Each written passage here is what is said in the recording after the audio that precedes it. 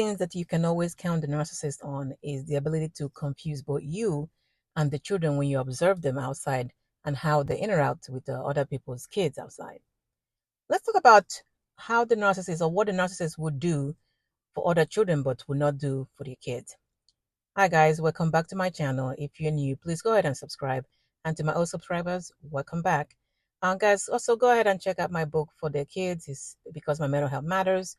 It's available on Amazon, and the description, the link is in the description box. Let's talk about what the narcissist would do, the length that they'll go for other people's kids when they're outside in public, and would not do that for your children. And like I said, when you're out in public with them, both you and your children will be observing a different version of person interacting with people, kids their age. So it have you questioning, not only do they know that these little people exist, these children exist, they also know how to treat children. They also know how to interact with children of different ages. One of the things that you observe is they will never, obviously, they will babysit other people's kids, but won't babysit theirs. Of course, you're not really babysitting your children. You're not supposed to babysit your children. You take care of your kids. You don't babysit them. But in this context here, they will babysit other people's children, but rarely you have to negotiate with them. You have to plan. You have to talk them into spending some time with their children. And I'm talking about when you live together too, not about co-parenting period. When you actually live together, and maybe you want to go run some errands, and you're trying to make sure that they have all the kids taken care of while you're gone for like an hour.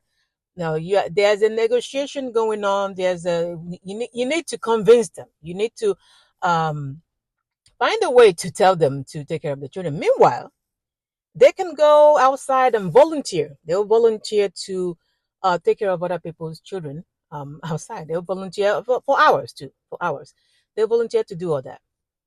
And number two is kindness and the way they talk to other children outside. The outside, they'll be the cool dad. They'll be the cool mom.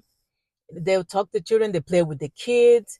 Bring themselves down to the kids' level where they're talking, in a way that kids will understand them.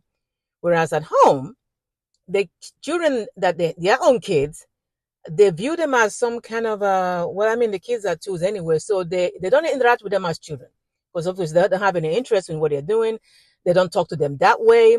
They're not kind to them that way, like they are for when they're outside performing for these other people.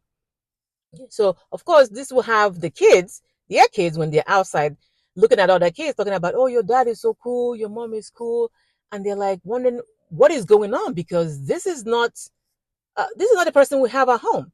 Of course, they don't know how to voice this out, because it's crazy to observe that. But that's that's what the narcissist does.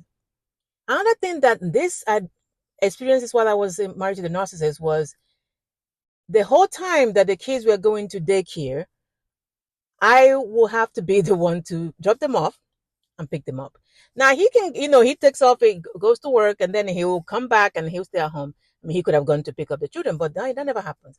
Somehow, and like I said in prior videos, that if you have a kid with a narcissist, they are your children. So they are my kids, so I'm in charge of go picking them up and dropping them off, Whereas in the same time frame, there was a neighbor, I think it was, that was about maybe two or the next street over, somehow that the husband was going out of town, and then the wife it's going to be crazy for the wife to do all the running around picking up the children. So this one, my ex-husband volunteered to do all that. The same time, like he will get up super early, so make sure that he's at work early on time too. He will get up early to go drop those kids off, and then go to work and don't do the same thing afterwards. Like it was weird watching it, because you're living with this person, and they never wanted to do that for their own children. Matter of fact, whenever you ask him to do it, he will come up with all these reasons of why he's this at work and this and that. Yeah, and then of course, like you're living with them, they kind of program you not to ask for stuff anymore. Yeah. And the next one is that you see them interacting with children. They're encouraging the kids.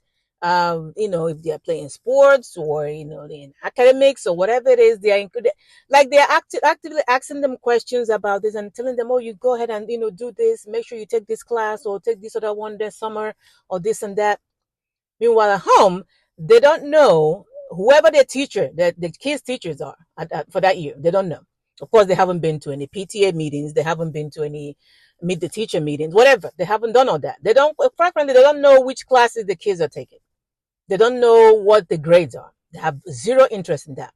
But then you picture the kids that they're living with, observing them outside, having all this advice to give to the other kids outside, all this encouragement, all these questions about school that they never get at home. It's quite confusing. Then the next thing that they do is that they will be busy studying other kids.